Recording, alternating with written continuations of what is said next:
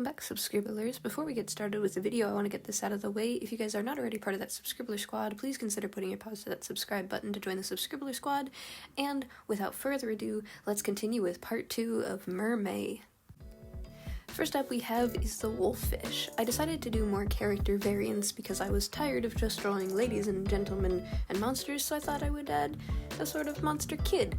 I was kind of deciding on whether or not I actually wanted to do this, but I kind of consider it kind of like a teenage rascal of the group because I imagine that this kid is a wolffish pup, and if you upset him, he's gonna send his grandfather wolffish, who's much bigger and more terrifying, after you. But he's a sweetheart, and I love his design so much, I just want to give him hugs. The next design is the saltwater crocodile, or the tsundere, as everybody seems to call her. As soon as I posted her, quite a lot of people were kind of simping for her because they really liked how I designed her, and even though they would probably get bitten and missing an arm and a leg, they would still take the opportunity just to get to meet this ferocious beast. But overall, I have to say, having never drawn a scaly-like creature before, I actually really like how I designed her. Would you dare to challenge her? Up next, we have the cownose ray. I was very tempted to just make a cowfish, but I'll save that for a potential another prompt list name. But I had a heck of a time trying to decide how I wanted the top of this ray's kind of head to look, but I ended up going with more simplistic rather than complex because of the way that the sort of ray's tail fins are. I thought I'd rather go for something simple that if this creature was in danger, not only does it have its tail fins, but also its head could technically double as a separate weapon. So here he is. I love him, and I want to take the risk and hug him. Up next, we have coral reef, another one of the sort of goddess or deity creatures for this encyclopedia that I'm trying to figure.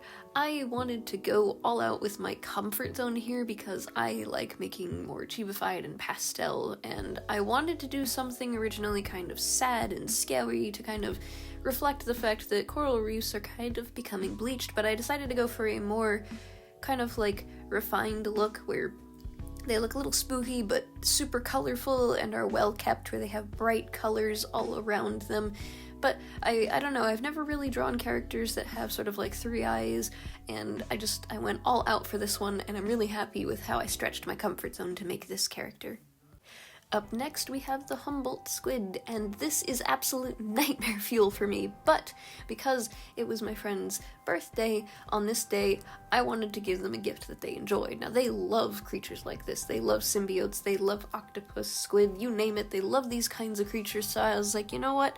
I'm gonna make them a gift. I'm gonna make them a handsome squid boy.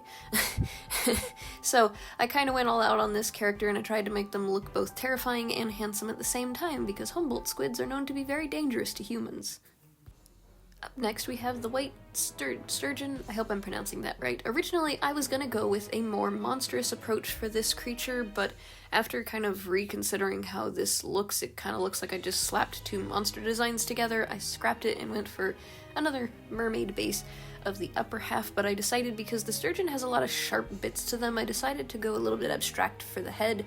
I was kind of tired of adding hair to all of them, so I decided to just kind of leave it as like fins on the top half, but I'm actually really happy how she turned out. She looks kind of sweet. Last but not least, we have the coelinth.